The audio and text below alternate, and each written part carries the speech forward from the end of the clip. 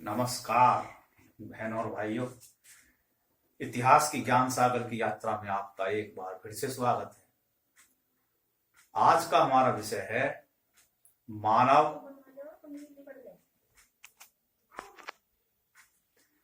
तो आज का हमारा विषय है आदि मानव और मानव के विकास में की यात्रा और उसमें होने वाली बाधा।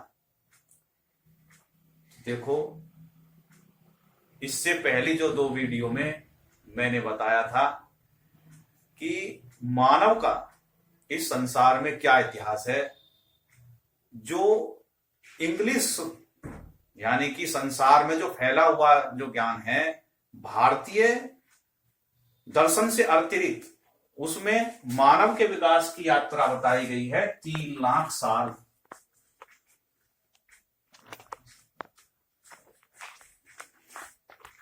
3000 साल लाख से मानव का इतिहास बताया गया है।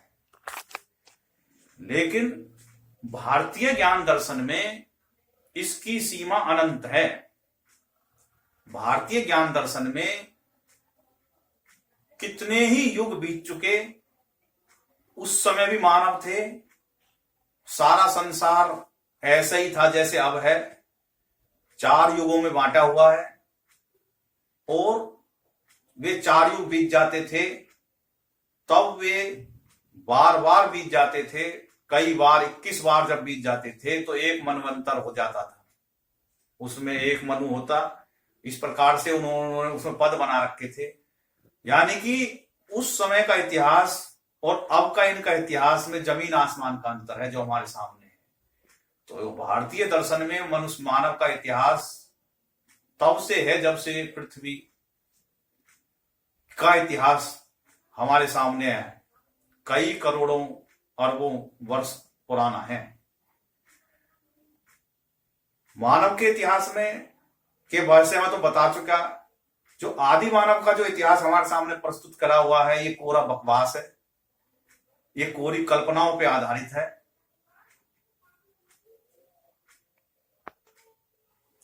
तो वो जो इतिहास जो उसमें हमारे सामने रखा हुआ, तो वो काफी जो है अधकचरा है।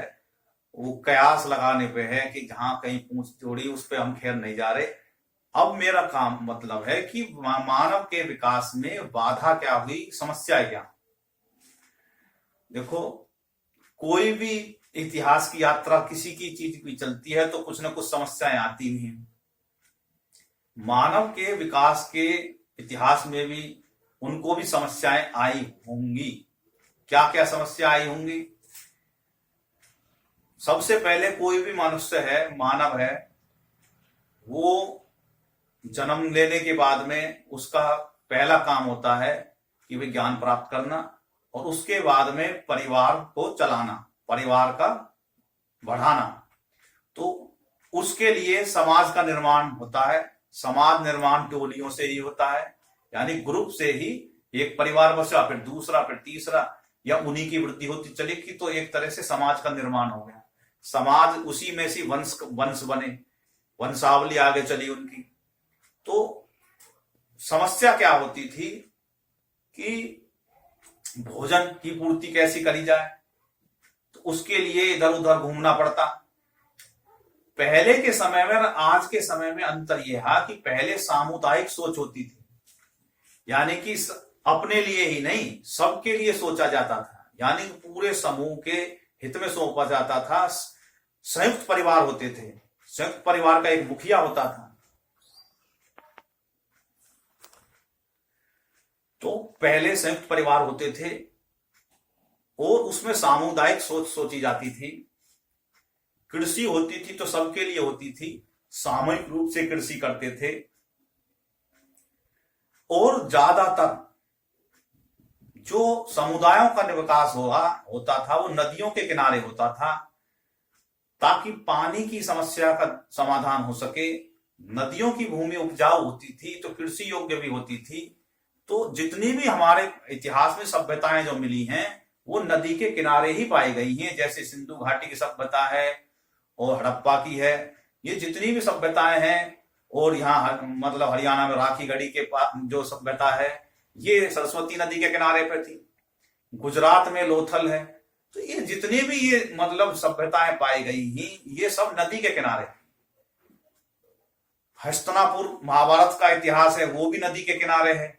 इंद्रप्रस्थ की स्थापना हुई, वो भी नदी के किनारे, यमुना के। मथुरा यमुना नदी के किनारे। अयोध्या भगवान राम का जन्म सरयू नदी के किनारे। यानी जितनी भी हमारे यहाँ पे सभ्यता, मानवों का विकास हुआ, जो बड़े बड़े जो सभ्यताएं हुई, वो सब नदी के किनारे ही होती थी। अगर उनका उत्खनन होगा तो नदी के किनारे ही उनके टीले पाए जाएंगे। क्यों? इसका कारण भी ये था कि भाई यातायात के साधन के लिए नदियां का उपयोग कर लेते थे। और उसके बाद में दिक्कत क्या हुई? मौसम धीरे धीरे चेंज होने लगा।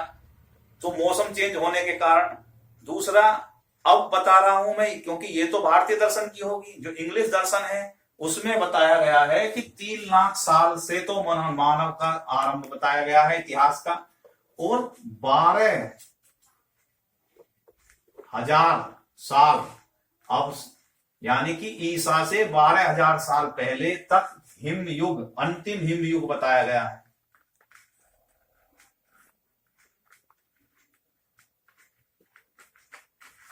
यानी कि बर्फ ही रहती थी। तो हिमयुग होने के कारण उनके अनुसार हिमयुग जब आ गया तो लाजमी है कि भाई खेती भी नहीं होगी, कि चारों तरफ बर्फ है।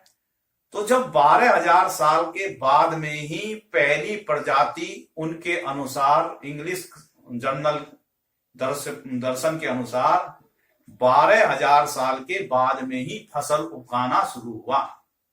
जब उनके अनुसार तो यही था कि भाई जब हिमयुग खत्म हो गया तो उन्होंने खेती करनी शुरू आरंभ हुई। उससे पहले क्या था? गुफाओं में पड़े रहते थे, इधर उधर से जहां भी दाव लगा कुछ टोलियां लेके गए। ये मैं नहीं कह रहा, ये उनके इतिहास के अनुसार है, जो उन्होंने सामने रखा हुआ अधकचरा इतिहास। वो जहां भी उनका दाव लगा, वो पशुओं को मार लिया, शिकार करके खा लिया, यही सब था। उसके बाद में जब समाज का निर्माण हो गया, उनका एक मुखिया हो गया, उसकी सामुदायिक सोच होती थी, तो धीरे धीरे एक बस्ती बन गई। बस्ती का जब विकास हो गया तो उसको पल्ली का नाम दिया गया। पल्ली का मतलब एक छोटी बस्ती जो है, जो बड़े बसापत हो गई उसके हिसाब से एक छोटी बस्ती, यानी कि एक छोटी कॉलोनी। और जब दूसरी भी ऐसे ही बस्ती तो आपस में उन्होंने अपना आदान प्रदान करना शुरू करा सामान का, एक दूसरे का सामान लेना देना शुरू हुआ। उनकी झिझक बनी, उतरने लगी आपस में धीरे धीरे। तो टेक्नोलॉजी चेंज होने लगी। इस हिसाब से ये विकास धीरे धीरे बढ़ता चला गया। व्यापार का दायरा भी धीरे धीरे बढ़ता चला गया, मनुष्य का समाज भी बढ़ता चला गया। और धीरे धीरे तांबा का, अंग्रेजी दर्शन के अनुसार तांबा सबसे पहले खोजा, उसको उद्योग बनाए गए उन्होंने। फिर लोहा आया, लोहा युग शुरू हुआ, फिर लोहे के उपकरण बनाने शुरू हुए। तो इस प्रकार से आगे समाज उनका बढ़ता चला गया, विकास होता चला गया। धीरे धीरे पशुओं से मित्रता हुई, भेड़ बकरियों से मित्रता हुई, पालन पोषण उनका हुआ, फिर और जानवरों से, फिर गाय बैल, इनसे खेती में सहयोग होने लगा। घोड़ा, यातायात के साधन चलने लगे। तो इस हिसाब से धीरे धीरे विकास का पहिया बढ़ने लगा। और समय समय पे बीमारियां भी आती थी, उनका कोई इलाज उस समय पे उनके अनुसार इंग्लिश जर्नल के अनुसार कोई था नहीं। लेकिन भारतीय दर्शन तो इतना विकसित रहा है कि यहाँ आयुर्वेद का निर्माण है। पूरे संसार को चिकित्सा का ज्ञान यही भारत से गया हुआ है। तो दोनों दर्शनों में मानव इतिहास के विकास का जमीन आसमान का अंतर है। अंग्रेजों का दिया हुआ जो ज्ञान है, वो जो इतिहास है, उसके अनुसार मानव तो रोता पीटता रहता था, बिल्कुल भूखमरी के कारण पे था। आज भी देखेंगे तो आपके जो है अफ्रीका के जो देश हैं, उनमें आज भी ऐसी जनजातियां हैं, तंजानिया में और नाइजीरिया में और कोंगो में, बहुत से देश हैं ऐसे, उनकी प्रजातियां हैं जहां पे आज भी शिकार ही मतलब छोटे छोटे से झोंपड़े से बना रखे हैं और वे दिन भर शिकार पकड़ने के लिए जाते रहते हैं। और गाय उन्होंने पाल रखी है, उनका खून निकाल निकाल के पीते हैं, दूध में मिला मिला के दूध पीते हैं। और गायों की, जैसे भारतीय दर्शन में था कि गाय के धन के अनुसार ही उनकी संपत्तियां तय की जाती थी, वही सेम सिस्टम वहां पे है कि भाई जिनके पास जितना बड़ा गौ है और उतने ही ज्यादा धनवान है। तो आज भी वो ऐसी जिंदगी जी रहे हैं क्योंकि वो समाज से कटे हुए हैं, बाहर के समाज से उनका कोई मेल नहीं है। जब समाज से आप मेल नहीं करेंगे तो सभ्यता नहीं आएगी, ऐसे ही जिंदगी जी जाएगी। तो आज भी वे हैं, बताओ आदि मानव हैं यानी कि वो सबके पूर्वज मान लिए जाएं उनको। ये सब जैसा जैसा जिसका स्वभाव है वो ऐसा ही बना रहता है। खैर, समय समय पे मौसम भी परिवर्तन होते रहते थे, बाढ़ आती रहती थी, एक नगर नष्ट भ्रष्ट हो जाते थे, ये सब समस्याएं हैं। धीरे धीरे आधुनिक समाज का निर्माण हुआ और तकनीक आई, पक्के घर बनने लगे, बाढ़ की समस्या से निजात पाना शुरू हुआ, चिकित्सा का भी विकास हुआ और इस प्रकार से आज हम देख रहे हैं कि कहां से कहां पहुंच रहा है। अब भारतीय दर्शन की बात करें तो, अब इंग्लिश दर्शन की बात करें तो हवाई जहाज अभी बना है, और भारतीय दर्शन की बात करें तो कितने समय से विमान थे।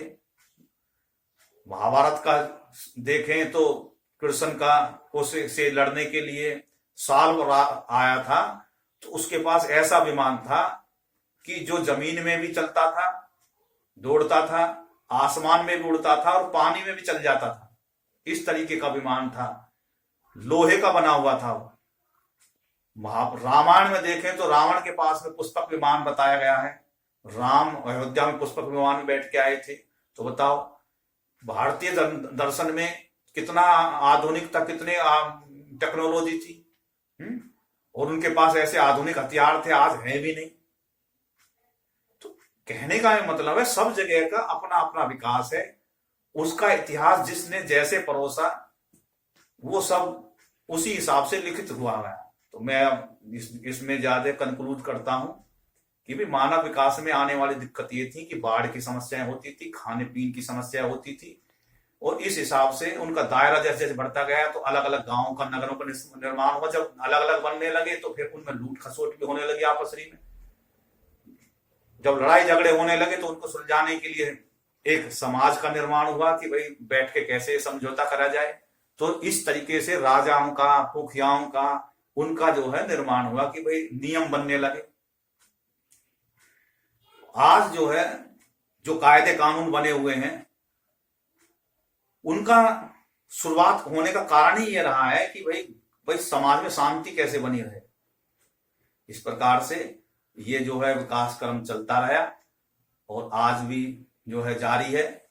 इस प्रकार इस वीडियो को मैं इतना ही, आगे दूसरी अन्य वीडियो में हम आपसे पुनः मुलाकात करेंगे। बहुत बहुत धन्यवाद। जय हिंद, जय भारत, भारत माता की जय।